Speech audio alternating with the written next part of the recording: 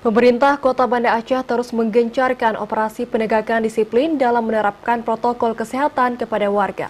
Tadi malam puluhan petugas kembali diturunkan untuk merazia pengunjung dan pemilik kafe di seputaran Kota Banda Aceh.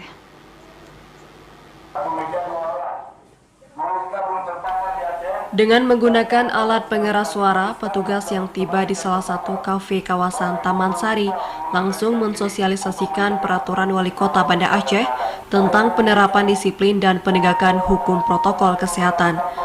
Selain pengunjung, pemilik kafe juga diminta mematuhi Perwalkod nomor 51 tahun 2020 guna mencegah penyebaran corona.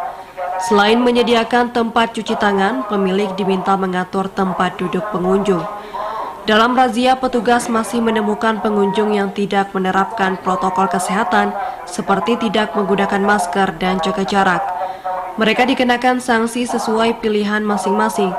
Pelaksana Harian Kasatpol PP WH Banda Aceh meminta penerapan peraturan tersebut tidak dinilai hanya pada penerapan sanksi karena kesadaran warga dinilai lebih penting guna memutus penyebaran corona.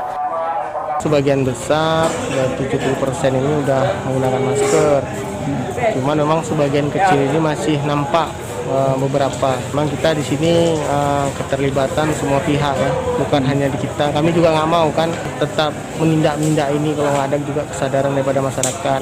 Tolong bantu kami juga, tolong bantu juga tenaga kesehatan saudara-saudara kita yang dari kemarin mungkin belum pulang, belum berkumpul dengan keluarganya.